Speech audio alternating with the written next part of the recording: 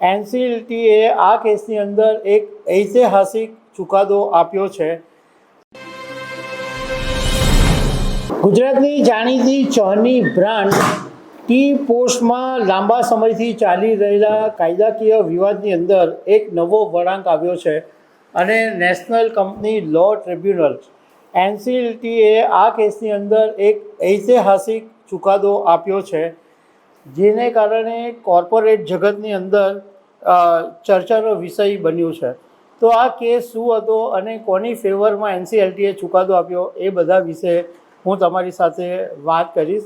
મારું નામ રાજેશ શાહ છે અને તમે જોઈ રહ્યા છો ગુજરાતના સૌથી મોટા ડિજિટલ ન્યૂઝ પ્લેટફોર્મ ખબરછે.com। ટી પોસ્ટ એ ગુજરાતની સૌથી ઝડપથી વિકસિત થઈ રહેલી ચા કેફે ચેઇન છે।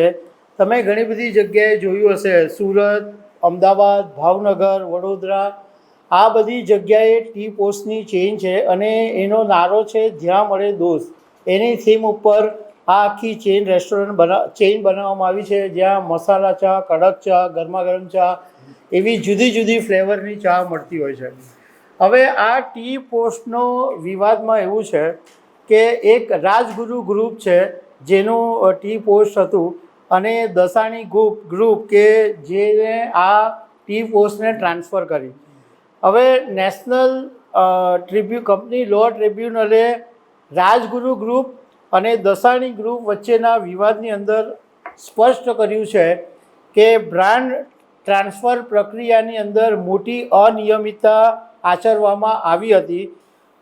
હવે આ કેસની વિગત એવી છે કે ટી પોસ્ટને કોઈપણ પ્રકારના અધિકૃત વેલ્યુએશન વગર જ માત્ર 35 લાખ રૂપિયામાં ટ્રાન્સફર કરી દેવામાં આવી હતી અને દર્શન દાસાણી જ્યારે આ બ્રાન્ડને ટ્રાન્સફર કરવામાં આવી ત્યારે કોઈ કાયદેસરની સ્પષ્ટતા કરવામાં આવી નહોતી।